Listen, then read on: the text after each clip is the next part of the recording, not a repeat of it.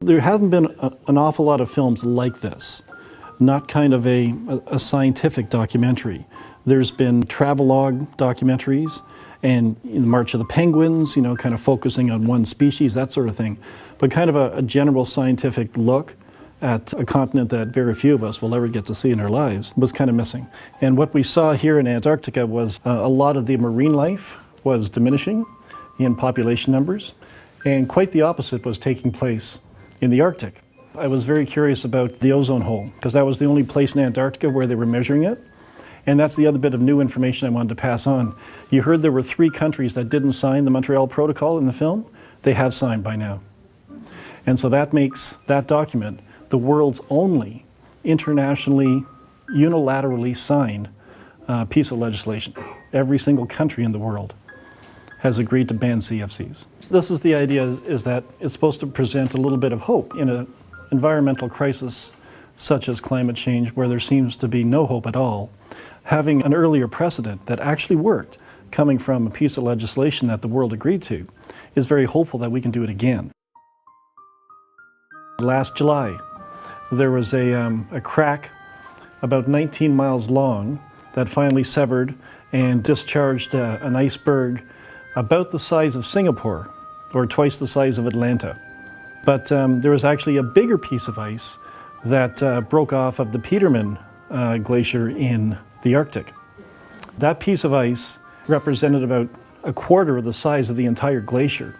And the piece of ice that actually broke off was 5 times the size of Manhattan. And at the time, it was known as the largest piece of free-floating ice in polar history.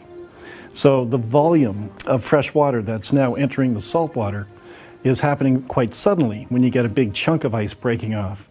What they were worried about in this film was the melting of the ice and the slow trickle of water. But all that gets exaggerated when you have a big chunk of ice break off, like we've seen the past couple of years. I actually saw a piece of the Petermann Ice Island a year and a half after I first saw the big one off the coast of Newfoundland. So they do break up when they come in contact with warmer temperatures.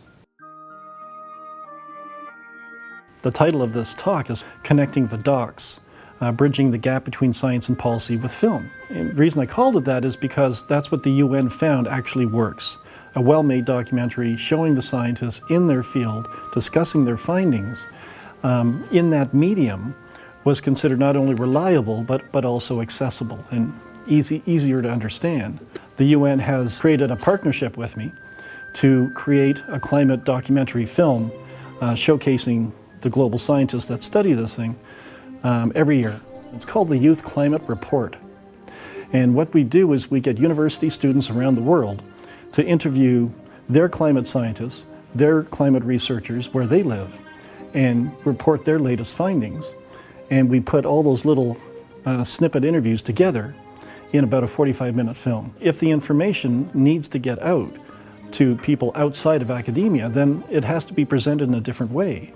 And if it's not written in a different way, then perhaps a different medium needs to be employed to get that information out to the average person who's not a scientist. And that's what the UN found, was that film achieved that. Because those people are not scientists, they're politicians, and they need not to have it dumbed down, but just to have it explained to them at a level that they can understand.